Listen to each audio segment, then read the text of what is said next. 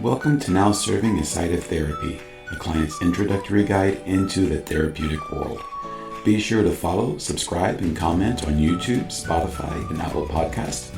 To schedule a therapy appointment, call us at 650-223-5605. For more information on this and other related topics, check out our blog at isotherapy.com, where you can also contact us through our website.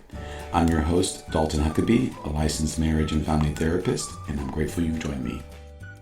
Hey everyone, Dalton Huckabee here, licensed marriage and family therapist, host of Now Serving a Side of Therapy podcast. And today marks the first episode where we're taking a little bit of a turn in the way that I'm making the podcast episode. In that, I wanted to expand and offer my own insights and some research into Lindsay's discussion around grief and loss. In a short moment, I'm going to go over a guide that you can use as a tool that can engage you in your own individualized grief and loss process. And that's something that actually Lindsay created, and it's on the Isotherapy website. When we talk about grief and loss, I like to refer to the definition outlined in John W. James's and Russell Friedman's The Grief Recovery Handbook. Now, they define grief as the conflicting feelings caused by the end of or change in a familiar pattern of behavior. Gabor Mate will further describe it as something that shouldn't have happened, that did, or something that didn't happen, that should have. Even something as small as our cell phones losing charge, dying of charge, right? Even that can be considered grief and loss related. Now, for the purposes of the discussion in this episode, it'll mostly revolve around grief and loss in response to the death of a loved one, but you might be able to see how the guidebook or the topic of discussion might even help you in processing other forms of grief and loss as well. Now, I have a working theory that when we carry around unresolved aspects of grief and loss, they can build up and contribute to onset of anxiety and depression. So many things can contribute to anxiety and depression, right? And I have this working theory that unresolved aspects of grief and loss can contribute to that as well. In fact, research shows that 40% of bereaved individuals meet the criteria for depression in the first month after the loss, and 24% will exhibit those symptoms after 2 months of the loss. So have you ever experienced the loss of a loved one and didn't know how to navigate through the grief and loss process? Or even how to make sense of it all? Like, I remember when my dad died and I was driving down the freeway and I had to pull the car over because I became overwhelmed with emotions, right? Or even when I was in the grocery store, right? Grief and loss can come up out of nowhere, even when we least expect it. And so that's the thing, like, we're kind of powerless over it.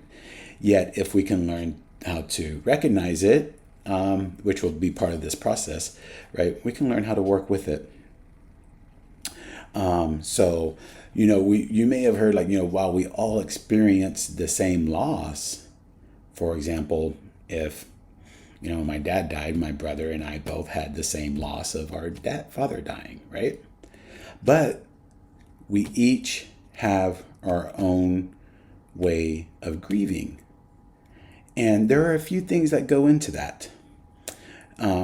This aspect of a differential grief acknowledges that grief can come from the destruction of the meaning that is drawn from the significant, unique relationship that we've had. So even though both of our dad had died, my brother has a unique relationship with him than I did, and I had a different relationship with them.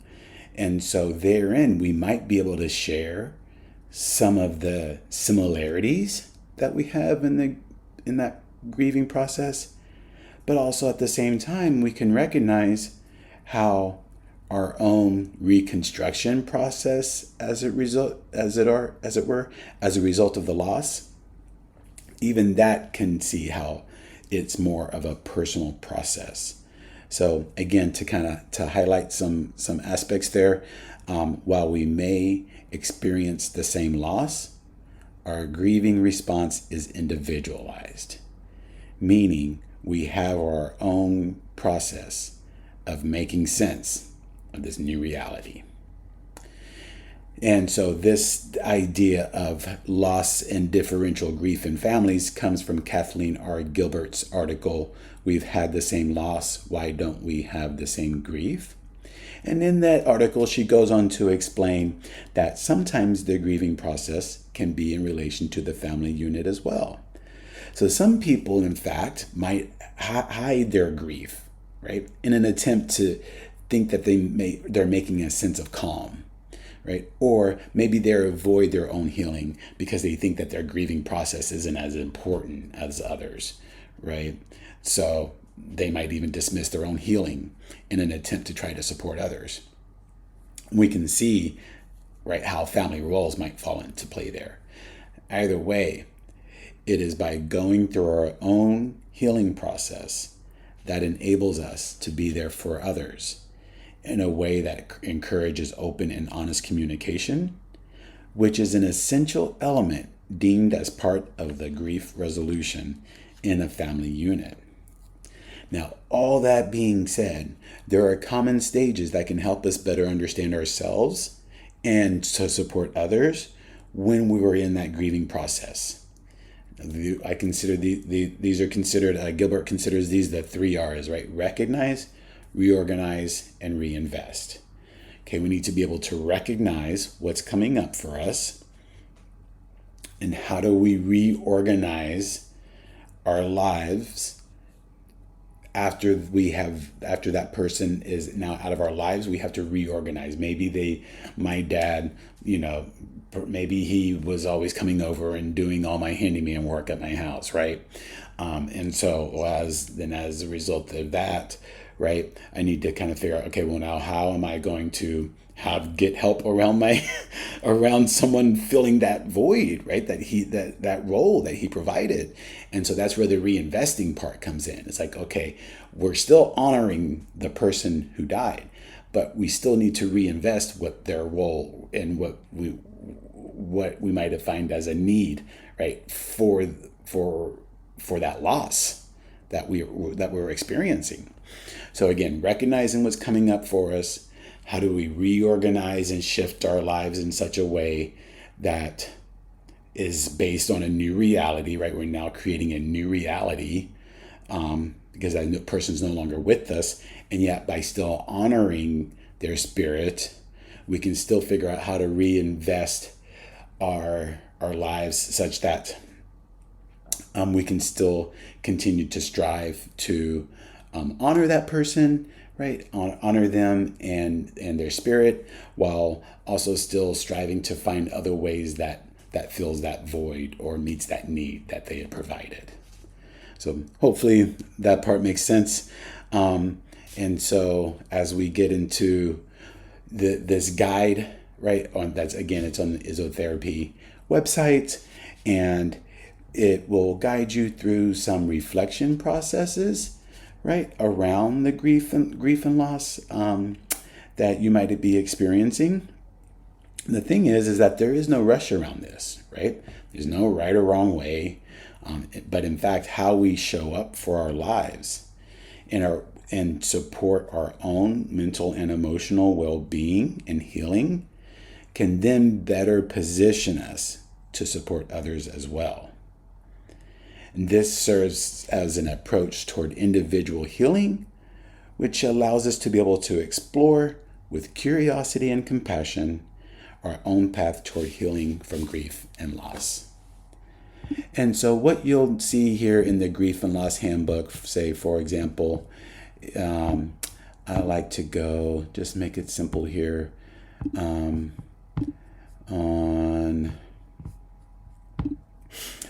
page 8, right? On the 8th page here, it says grief can feel really big and heavy sometimes. And what we can do is you can create a memory box, right? So you can go through and identify memories of the person whether they're sad moments, funny moments, things that you miss about them, right? Or even confusing feelings, right? Again, there's no right or wrong here. And so just being able to create that memory box, right, and jot down some of those memories that we have of them can be a way of engaging in our own emotional healing process.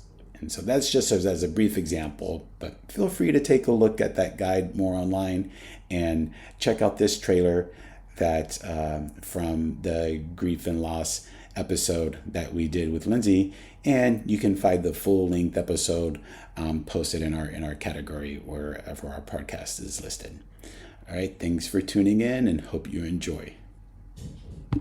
Grief really isn't something that you just get over. It's something that you really learn to live with, and it changes shape over time.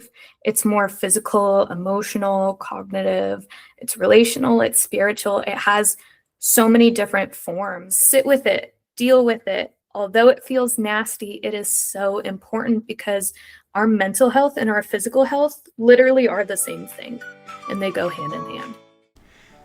Thanks for tuning in this week. Be sure to check out our next episode as we continue to explore more elements of your therapeutic journey.